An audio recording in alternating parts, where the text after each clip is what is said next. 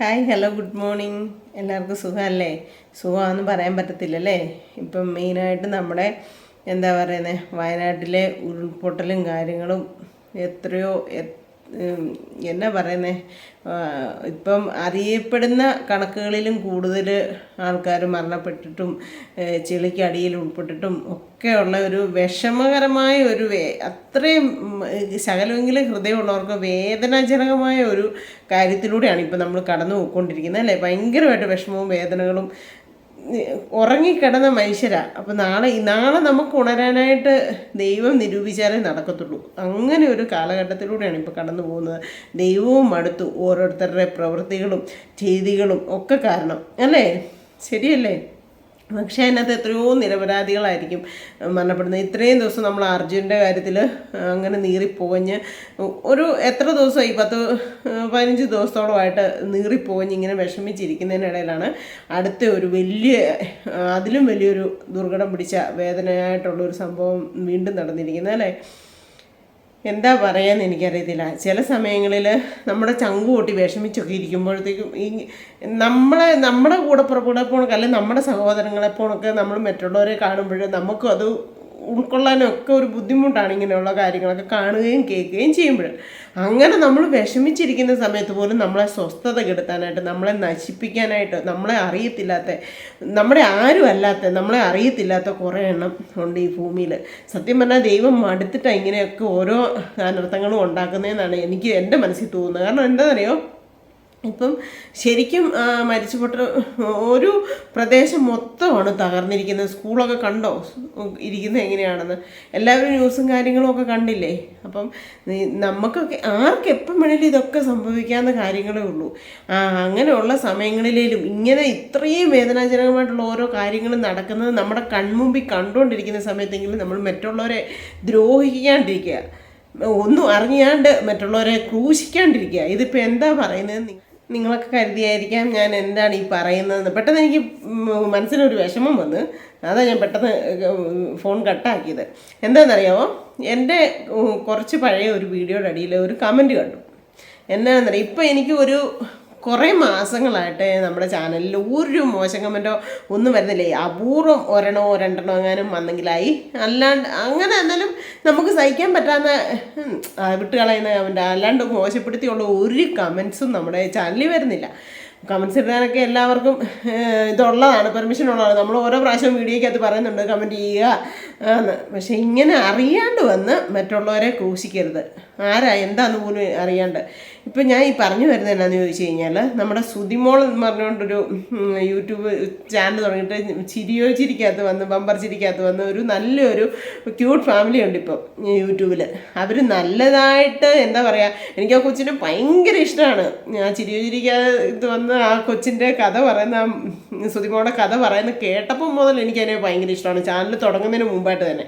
അപ്പോൾ ആ ഇച്ചായത്തി എന്ന് പറഞ്ഞ ആ യൂട്യൂബ് ഫാമിലി അവർക്ക് ചാനലൊക്കെ തുടങ്ങി കൊടുത്ത് അവരുടെ ആ നന്മ, ദൈവം മനസ്സിലൊരു ചെറിയെങ്കിലും നന്മയുള്ളവരെ തമ്പുരാൻ എന്നും കുഴിയിലിട്ടേക്കത്തില്ല, ദൈവം കയറ്റിക്കൊണ്ട് വരും. അപ്പോൾ അവരൊരു കുറച്ച് കഷ്ടപ്പാടും ദുരിതവും സങ്കടവും ഒക്കെ അനുഭവിച്ച് ജീവിക്കുന്നതാണെങ്കിലും ആ കൊച്ചിൻ്റെ മുഖത്തൊരു അതിൻ്റെ ആ ചിരി കണ്ടാൽ മതി.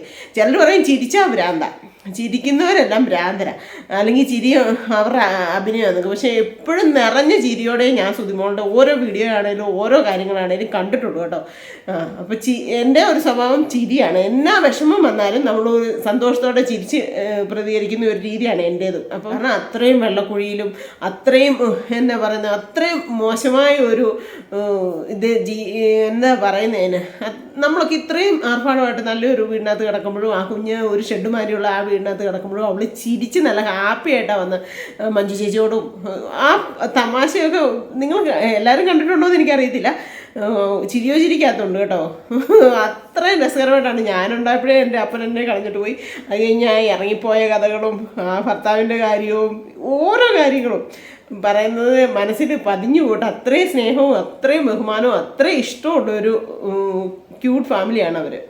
ആ കുഞ്ഞുങ്ങളും സുതിമോളുടെ ഭർത്താവും എനിക്കറിയത്തില്ല, പേഴ്സണലായിട്ട് അറിയില്ല. പക്ഷെ നമ്മളിങ്ങനെ മീഡിയയിലൂടെ അല്ലെ പബ്ലിക്കിൽ ഇങ്ങനെ കണ്ടറിഞ്ഞൊരു നല്ല ഫാമിലിയാണ്. അപ്പോൾ ഇപ്പോൾ അവരൊരു ചാനൽ തുടങ്ങി എന്താ പറയുക, നമ്മുടെ ഒരു ഒട്ടുമിക്ക ഇതിലും ഞാൻ കണ്ടേക്കുന്ന ഒരു കാര്യം, ഞാൻ ഈ പുറത്തൊക്കെ പോയിട്ടുള്ളതുകൊണ്ടാണ്, ഈ മലയാളികളെന്ന് പറഞ്ഞു കഴിഞ്ഞാൽ ഉണ്ടല്ലോ, അടുത്തവൻ്റെ വീട്ടിൽ കഞ്ഞി വെക്കുന്നുണ്ടോ, അടുത്ത വീട്ടിൽ സന്തോഷമാണോ സമാധാനമാണോ അത് സഹിക്കത്തേ ഇല്ലാത്തൊരു കാര്യമാണ് ഈ മലയാളീസ്. ഒരു പൊതുവെ ഒരു 100% എടുത്ത് നോക്കിയാൽ അത് സത്യമായിട്ടുള്ള ഒരു കാര്യമാണ്.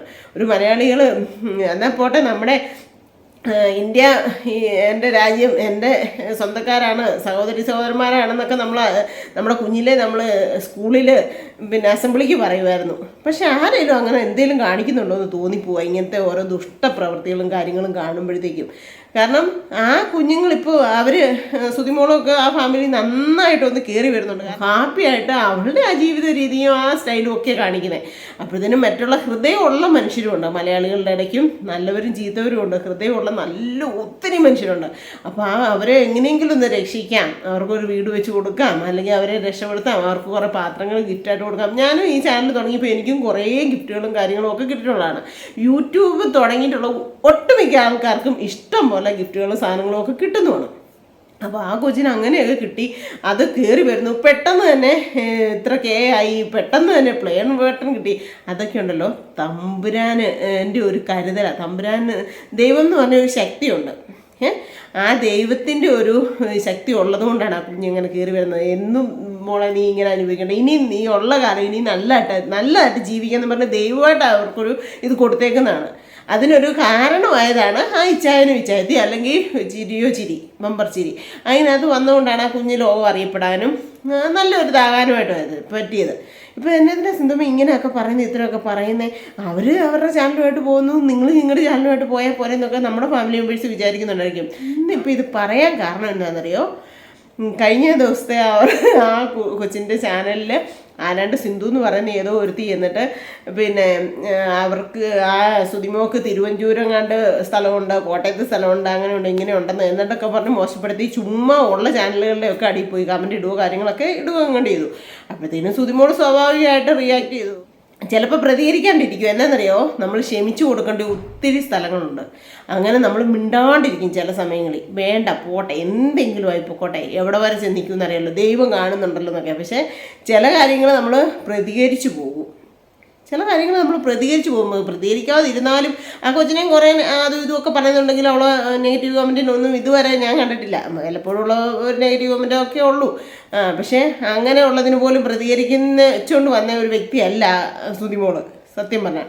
അപ്പം ഇത് ഭയങ്കര മോശമായിട്ടൊക്കെ ഈ സിന്ധു സന എന്തോ ഒരു പേരാണ് പറഞ്ഞത് കേട്ടോ. സുതിമോൾ ഇന്നലെ ഇട്ട വീഡിയോയ്ക്കകത്ത് നല്ല വ്യക്തമായിട്ട് പറയുന്നുണ്ട്. അതെന്തോ ആണെന്ന് എനിക്ക് വ്യക്തമായിട്ട് മനസ്സിലായില്ല.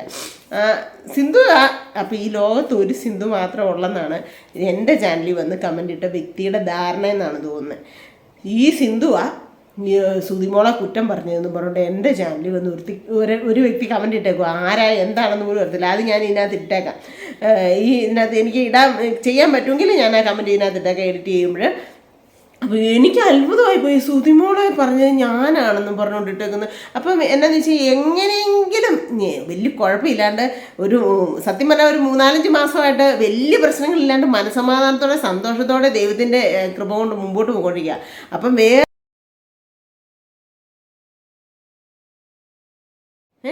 ഏതോ ഒരു സിന്ധു കിട്ടും എന്ന് പറഞ്ഞുകൊണ്ട് എൻ്റെ തലയിലോട്ട് എല്ലാ ഭാരം കൊണ്ട് എടുത്ത് വെച്ച് തരാൻ ശ്രമിക്കാനായിട്ട് നിനക്കൊക്കെ എവിടുന്ന ലൈസൻസ് കിട്ടിയേക്കുന്നത്? നിനക്കൊക്കെ ആരാ അധികാരം തന്നിരിക്കുന്നത്?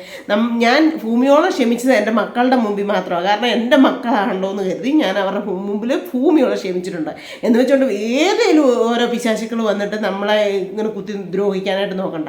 കാരണം ഇപ്പോൾ സുതിമോൾ നന്നായിട്ട് കയറി വരുന്നു. സുതിമോളുടെ ചാനലിലാണ് അത്യാവശ്യം നല്ലതായിട്ട് വ്യൂസ് ഉണ്ട്. ഒത്തിരി ആൾക്കാർ നമ്മുടെ വീഡിയോസ് കാണുന്നവരും അതിനകത്ത് വീഡിയോ കാണുന്നുണ്ട്. ഓരോരുത്തരുടെ കമൻസ് ഒക്കെ കാണുമ്പോൾ എനിക്കറിയാം നമ്മുടെ വീഡിയോ കാണുന്നവരും അതിനകത്ത് കമൻറ്റ് ഇടുന്നുണ്ട്, വീഡിയോ കാണുന്നുണ്ട്.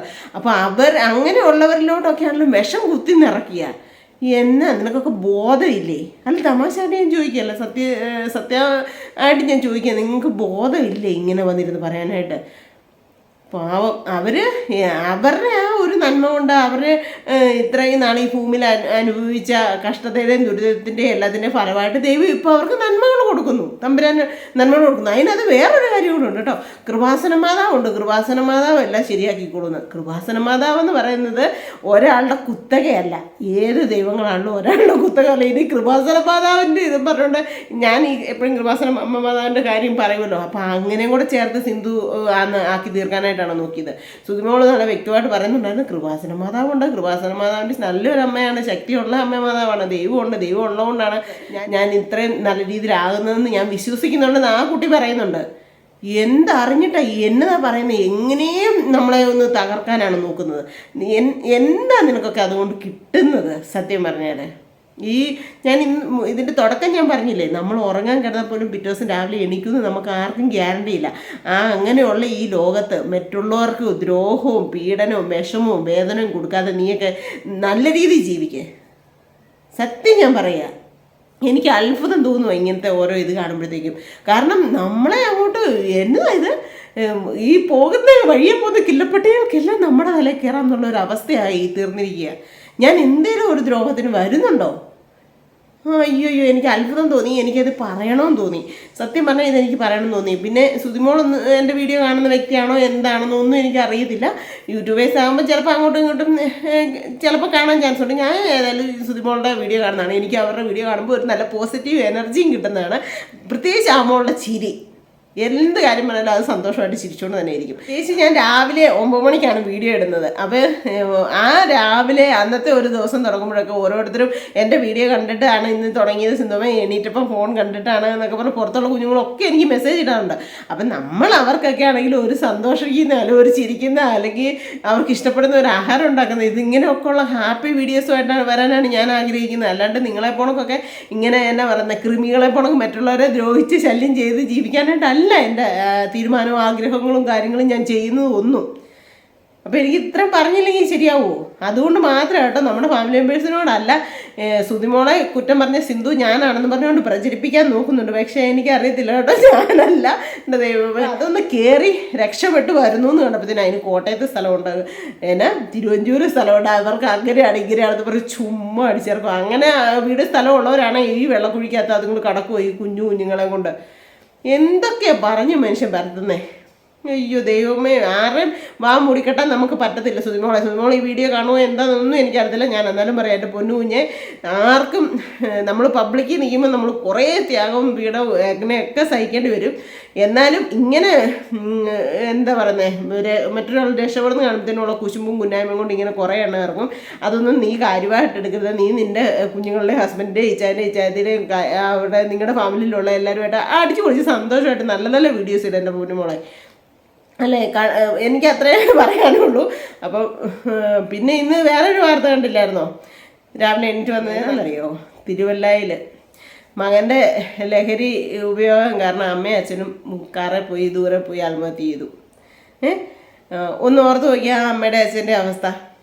മക്കളെ പാടുപെട്ട് വളർത്തി, കൈ വളരുന്നോ കാല് വളരുന്നോ എന്ന് വളർത്തി വലുതാക്കി ഒരു BSc നേഴ്സാക്കി. ഇന്നത്തെ കാലത്ത് നമ്മുടെ കേരളത്തിൽ ഒരു BSc നേഴ്സാക്കണമെങ്കിൽ എനിക്ക് തോന്നുന്നു, എനിക്ക് വലിയ അറിവൊന്നും ഇല്ലെങ്കിൽ ഒരു 10-12 ലക്ഷം രൂപയൊക്കെ ചിലവാകുമായിരിക്കും അല്ലേ? അപ്പം പുറത്താണേലും എവിടെയാണേലും അത്രയും പൈസയും ഉണ്ടാക്കി വിട്ട് പഠിപ്പിച്ച് ഒരു നേഴ്സായ ഒരു മോനെ അറിവില്ലാഞ്ഞിട്ടാണോ, ഒരു ബോധമില്ലാണ്ടാണോ, ഒരു വിവരമില്ലാണ്ടാണോ കല്യാണം കഴിഞ്ഞ് ഒരു കുഞ്ഞുമായി. എന്നിട്ടും ഇവർ നിയന്ത്രിക്കാനും പിന്നെ തിരുത്താനും എല്ലാം നോക്കി ഒത്തിരി ശ്രമിച്ചു. എന്നിട്ടും ഇങ്ങനെ ആയിപ്പോയപ്പം അവരവരുടെ ജീവൻ തന്നെ കളഞ്ഞു. അത് എന്നാ പറയുന്നത്, അവർ രക്ഷപ്പെടാനായിട്ടുള്ള ഒരു വഴി കണ്ടത് അവരുടെ ജീവൻ നശിപ്പിക്കുകയാണ് ചെയ്തത്. സത്യം പറഞ്ഞാൽ ആ അച്ഛൻ്റെയും അമ്മയുടെയും ആത്മാവ് പിന്നെ ജീവൻ പിരിഞ്ഞപ്പോൾ മനസ്സമാധാനത്തോടെയാണോ? ആര് കാരണമോ ഈ കുഞ്ഞിന് നല്ല സമാധാനത്തോടെ ഭൂമിയിൽ ജീവിക്കാൻ പറ്റുമോ? നമുക്ക് വേണ്ടാന്ന് വെച്ചാൽ വേണ്ടാന്ന് വെക്കാനുള്ള കാര്യങ്ങൾ ഉള്ളെന്ന് ഇതൊക്കെ.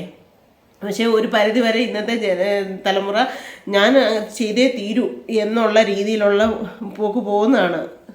സത്യം പറഞ്ഞാൽ ആ അച്ഛൻ്റെ അമ്മയുടെ അവസ്ഥ ഓർത്തേ. അയ്യോ, അവരുടെ ഒരു അയലോകത്തുകാർ പറയുന്നത് കേട്ടായിരുന്നോ, ഒരു ഇല വീണാൽ പോലും പുള്ളി അതെടുത്ത് പുറത്ത് കളയും. അങ്ങനെ അത്രയും നീറ്റായിട്ടും അത്രയും വൃത്തിയായിട്ടും എല്ലാം നല്ല മനുഷ്യരായിരുന്നു. ആർക്കും ഒരു ദ്രോഹവും ഇല്ലാത്ത മനുഷ്യരായിരുന്നു. സത്യമാണ്, ആർക്കും ഒരു ദ്രോഹവും ചെയ്യാത്ത പിന്നെ അച്ഛനമ്മമാർക്ക് വരുന്ന ഗതികേടാണ് ഇങ്ങനത്തെ ഈ അനുഭവങ്ങളൊക്കെ. സത്യം പറയാണ്, അനുഭവിച്ചവർക്കേ അത് മനസ്സിലാകത്തുള്ളൂ എന്ന് ഞാൻ പറയും. കാരണം അത്ഭുതം തോന്നുക ഇതൊക്കെ കാണുമ്പോൾ, ഈ ലോകത്ത് നടക്കുന്ന കാര്യങ്ങളൊക്കെ. പക്ഷെ എന്നാലും ഞാൻ പറയുകയാണ്, മരിക്കണ്ടായിരുന്നു. കാരണം എവിടെയെങ്കിലും ഈ മകനെ വേണ്ടാന്ന് വെച്ചിട്ട് അവരുടെ കാര്യം നോക്കി ജീവിച്ചോട്ടെ എന്ന് വെച്ചിട്ട് ഏതെങ്കിലും ഒരു നാട്ടിൽ പോയി, ഏതെങ്കിലും ഒരു ലോകത്ത് പോയി സമ്പത്തും മുതലൊക്കെ ഉണ്ടെങ്കിൽ വിറ്റ് പെറുക്കിയെടുത്ത് എങ്ങനെയെങ്കിലും ഏതെങ്കിലും ഒരു നാട്ടിൽ പോയി ജീവിച്ചാൽ മതിയായിരുന്നു.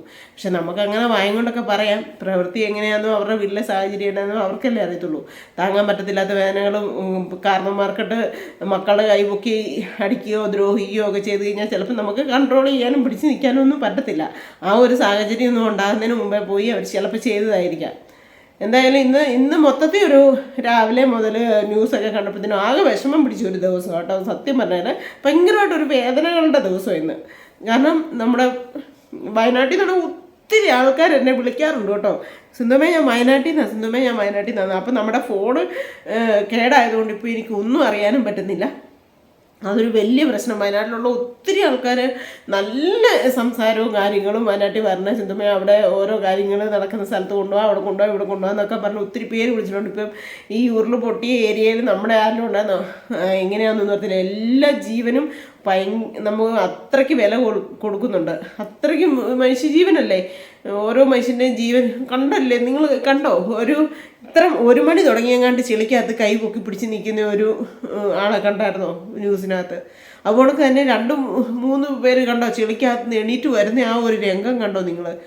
എന്തേരം അവരൊക്കെ ഇത്രയും ഒരവസ്ഥ ഓർത്ത് നോക്കി. ഉറങ്ങാൻ കിടന്നതാണ് അല്ലേ? ഇങ്ങനെ ആവുമെന്ന് ഓർത്താണോ അവർക്ക് ഉറങ്ങാൻ കിടന്നത്? അപ്പം നമ്മൾ എനിക്ക് പറയാനുള്ളത്, എൻ്റെ ചാനലിൽ വന്ന് ഈ കമൻ്റ് ഇട്ട വ്യക്തിയോടാണ്, ദൈവത്തെ ഓർത്ത് നിങ്ങളൊക്കെ മറ്റൊരാൾക്ക് വേണ്ടി ഇങ്ങനെ ദ്രോഹം ചെയ്യുമ്പോൾ എന്താ പുണ്യം കിട്ടിയിട്ടാണ് ഇങ്ങനെയൊക്കെ ചെയ്യുന്നതെന്ന് നിങ്ങളൊന്ന് ചിന്തിക്കുക കേട്ടോ. തമാശ പറഞ്ഞല്ല, നമുക്ക് നാളത്തെ ഉള്ള സമയത്ത് നമ്മൾ മറ്റാരെയും ദ്രോഹിക്കാണ്ടെങ്കിലും ഇരിക്കുക. അറിയാണ്ട് പോയി പറയരുത്, ഒരു കാര്യങ്ങളും പറയരുത്. ഓരോ ചാനലിൽ നിങ്ങളിനി വേറെ ഏതെങ്കിലും ചാനലിലൊക്കെ പോയി ഇട്ടോന്ന് എനിക്കറിയത്തില്ല. എൻ്റെ ചാനലിൽ വന്ന കാര്യത്തെക്കുറിച്ചാണ് ഞാൻ പറഞ്ഞത്. എനിക്ക് അത്ഭുതം എന്ന് തോന്നുക ചില കാര്യങ്ങളൊക്കെ കാണുമ്പോൾ. ഒരു സ്കൂളിലും പള്ളിയും അമ്പലവും ഒക്കെ കണ്ടോ നിമിഷ നേരം കൊണ്ട് വെള്ളവും ചെളിയും മണ്ണും മരങ്ങളും കൊണ്ടുപോയത്. തീയോ വെള്ളമോ മണ്ണോ കാറ്റോ ഒക്കെ വന്നാൽ നമുക്ക് തടഞ്ഞു നിർത്താൻ പറ്റത്തില്ല. ഇങ്ങനെയുള്ള ദുഷ്ടപ്രവൃത്തികൾ ഈ ഭൂമിയിൽ ചെയ്യാണ്ടിരിക്കുക, മറ്റുള്ളവരെ ദ്രോഹിക്കാണ്ടിരിക്കുക. മനസ്സ് ശരിക്കും നൊന്താ ഞാൻ ഈ പറയുന്നത്. നീ ആരാണെന്നോ ഏതാണെന്നോ എവിടെയുള്ളതാണെന്നോ എനിക്കറിയത്തില്ല, പക്ഷെ ശരിക്കും എൻ്റെ മനസ്സ് നീറിയാണ് ഞാനിപ്പോൾ പറയുന്നത്. കാരണം എനിക്ക് അത്രയും സ്നേഹമുള്ളൊരു ഫാമിലീനെ ഞാൻ കുറ്റം പറഞ്ഞു എന്നും പറഞ്ഞാണ് നീ കമൻറ്റ് ഇട്ടേക്കുന്നത്.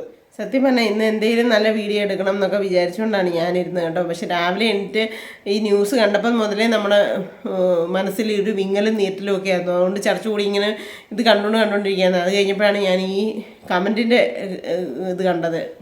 അപ്പോൾ ഇതെനിക്ക് പറയാണ്ടിരിക്കാൻ പറ്റിയല്ലാത്തൊരു ഇതായതുകൊണ്ടാണ്. കാരണം നമ്മളെ എങ്ങനെ താഴ്ത്തി കെട്ടാം, എങ്ങനെ ദ്രോഹിക്കാം എന്ന് ഇരിക്കുന്ന ഒരു ഗ്യാങ് ഉണ്ടായിരുന്നു എന്ന് നമുക്കറിയാം. കാരണം നമ്മുടെ പണ്ടത്തെ വീഡിയോസിനടിയിലൊക്കെ ഓരോരുത്തരുടെ അത്രയും തരം താഴ്ന്ന രീതിയിലുള്ള കമൻസൊക്കെ നമ്മൾ കണ്ടിട്ടുള്ളതാണ്. പക്ഷെ ഇപ്പോൾ കുറേ നാളായിട്ട് അതൊന്നും ഇല്ലാണ്ടിരിക്കുകയാണ്. ഇതാരാണെന്നും ഏതാണെന്നും അറിയത്തില്ലാണ്ട് ഇങ്ങനെ ഇടാൻ നിൽക്കരുതെന്നുള്ളതിൻ്റെ കൊണ്ട് മാത്രം ഞാൻ പറയണം. പിന്നെ നിങ്ങളുടെ സ്വഭാവം നിങ്ങൾ കാണിക്കാണ്ടിരിക്കുകയല്ല, നിങ്ങൾ എന്ത് വേണേലും കാണിച്ചുകൊണ്ടിരുന്നു. പക്ഷേ എനിക്ക് എൻ്റെ നിരപരാധിത്വം പറയണമെന്ന് തോന്നി, അതുകൊണ്ടാണ് ഞാൻ പറഞ്ഞത്. എന്തായാലും എന്നാ പറഞ്ഞത്, എനിക്കിത്ര പറയണമെന്ന് തോന്നി കേട്ടോ.